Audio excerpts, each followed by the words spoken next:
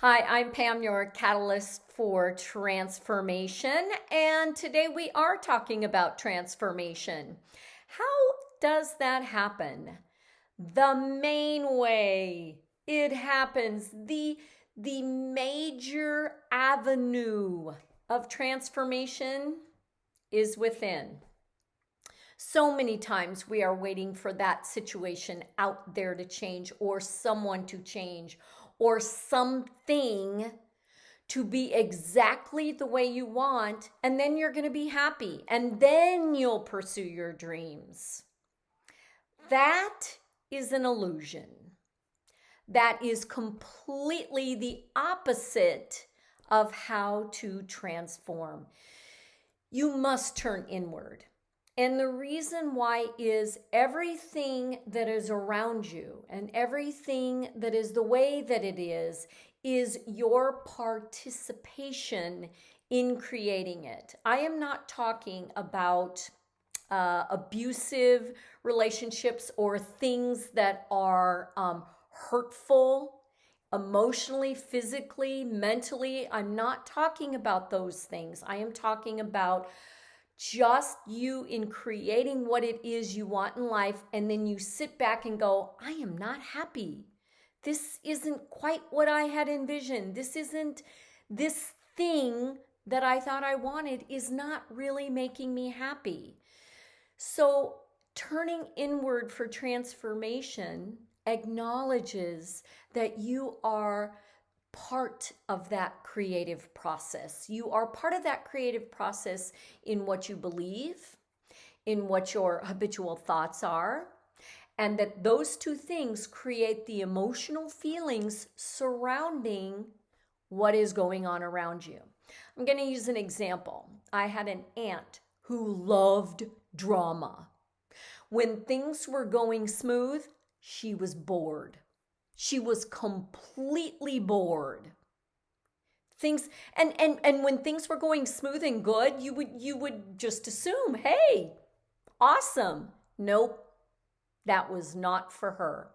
In fact, she was so bored, she did not get one police scanner, and this was back in the 70s. She didn't get one police scanner, she had two. And she had this amazing ability to carry on a conversation with you. And at the time, I was little, but also with my mother. And she would be in the TV room with a soap opera on and with her Soap Opera Digest magazine on the end table next to her chair. And she could be in the middle of a conversation and she would go, wait, shh. There's a 4-alarm fire down on 3rd Street. Wow. Wow. I thought that that was the most amazing thing, that she could be listening to that as well as participating in the conversation. And it was that drama, things going bad, that made her feel alive. And it consequently made her say things or do things to stir up negative feelings or to stir up that drama. And like I said, she was bored. She didn't have to work. She was well taken care of, and her husband made a good income, and she had a nice home and all the things. But there was something inside that was not happy with all of that looks like good stuff around her, right? How much are we drawn into that drama of what's going on the outside and that which really doesn't make us happy? And we continue in it because, well, that's all we know. Well, that's just the way it is. We must turn inward in order to transform the outward. We have to. And you will find that as you turn inward and say, this isn't making me happy, and be very, very honest with taking a look at the inside, being very, very honest with yourself. And I'm not talking about sharing it with somebody unless it's a very, very trusted friend, but really taking a look at the mirror and being honest with yourself, saying, this is not what I want.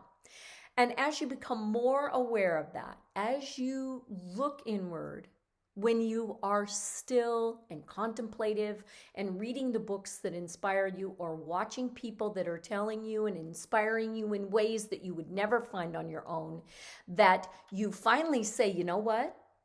That drama no longer serves me. In fact, when I'm involved in that drama, something inside of me says, this doesn't feel good. This doesn't feel right anymore. And that is the beginning of transformation.